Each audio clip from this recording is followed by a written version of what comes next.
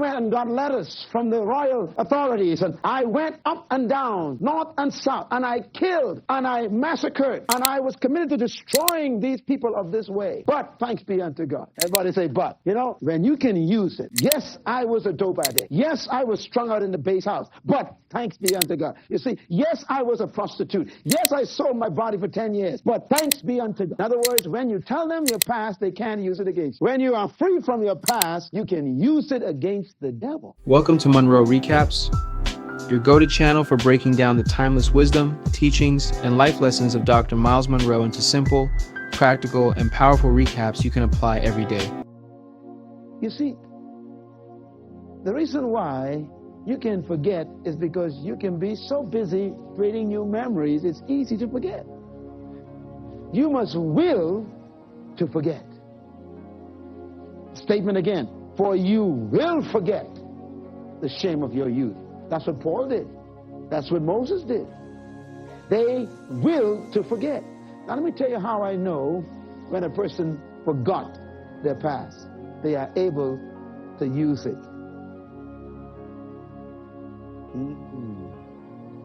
You are not free from your past until you can use it. Your past is conquered when you can use it as a testimony. Until you can take what happened to you and use it as an illustration, you are not free from it.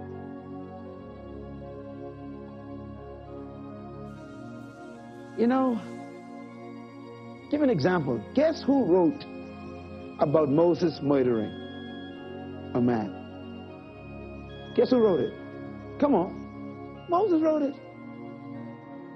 The guy was free from it. He said, I killed the guy. Did you all know I killed the guy? I mean, here's a man writing about him being a murderer. And it doesn't have a problem. And guess what he says? I am the humblest man that ever lived. He wrote that too about himself.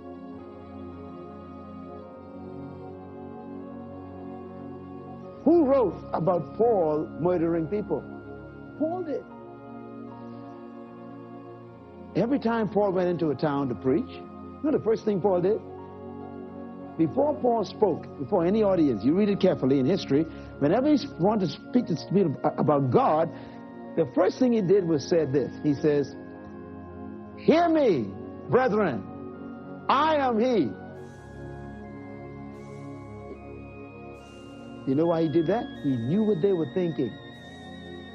He said, I am he who went and got letters from the royal authorities, and I went up and down, north and south, and I killed and I massacred, and I was committed to destroying these people of this way.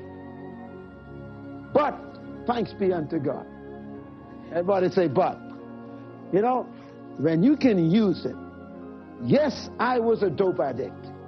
Yes, I was strung out in the base house. But thanks be unto God. You see, yes, I was a prostitute. Yes, I sold my body for 10 years. But thanks be unto God. In other words, when you tell them your past, they can't use it against you.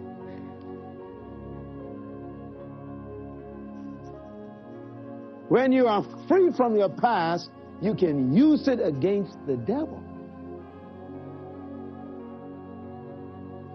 You know, people who deny their past are not free from it. They are imprisoned by it. That is why we don't move forward. Because we allow the past to trap us in our youth. You will forget the past and the shame of your youth. And then he says, and remember no more the reproach. You know, reproach has to do with a sense of shame, a sense of guilt, a sense of feeling that you are not worthy. He says, forget what you felt, because what you felt is not true. You know, the problem with forgetting is remembering. That's why we got to use our memories in a way that we will forget. And you use your memories as testimonies, and then you forget the validity of your memories. Isaiah 42 verse 18 says, forget the former things and do not dwell on the past. That's Isaiah 43, verse 18. Forget the former things and do not dwell on the past. I looked at the word dwell. It actually means to live in or to inhabit. Now let's read it again. Forget the former things of your life and do not move in or live in or inhabit the past. How many people that you know actually have settled down and built a house in their past? Every time you see them, they bring up memories constantly. And there are people who live this way and they never move out of the past and begin to live their future. I know verse 25 says, even I am he who blots out your transgressions for my own sake and remember your sins no more. Now when I listen to that statement and you meditate on it, it says some awesome things.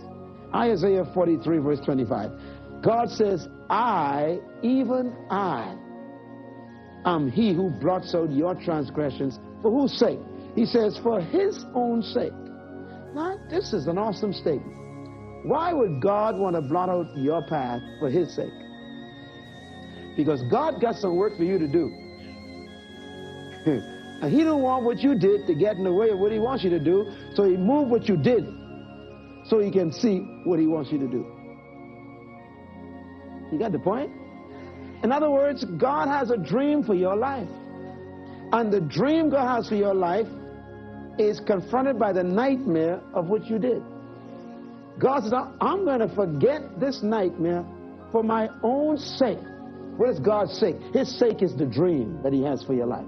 So he forgets your past because he wants your future more than your past.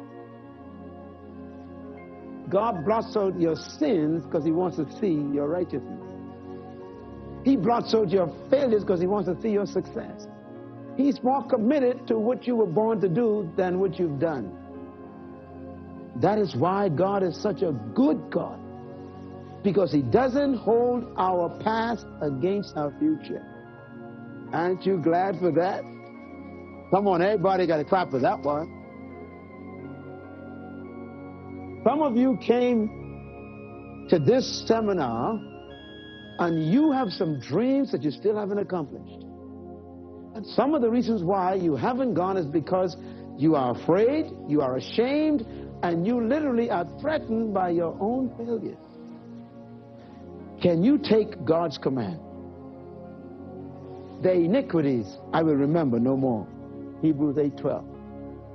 He says, their sins and iniquities I have forgotten. Hebrews 10:17. Ephesians 2 verse 1 says, we were dead in sin, where in times past we walked. I like that. Paul always referred to the past about the Gentiles and the pagans. He said, in times past you were idol worshipers. You participated in orgies. You got involved in all kinds of immorality. He says, but now. You know, there's an amazing power in the now. There's even a more amazing power in but.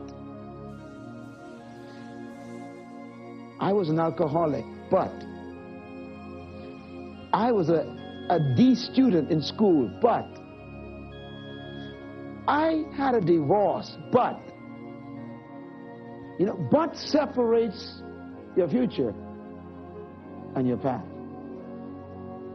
And Paul says, but in times past you walked according to the course of confusion and the course of the fashion of this world, following the kingdom of Satan, the prince of disobedience, working in you who still disobey. He says, but now you have been made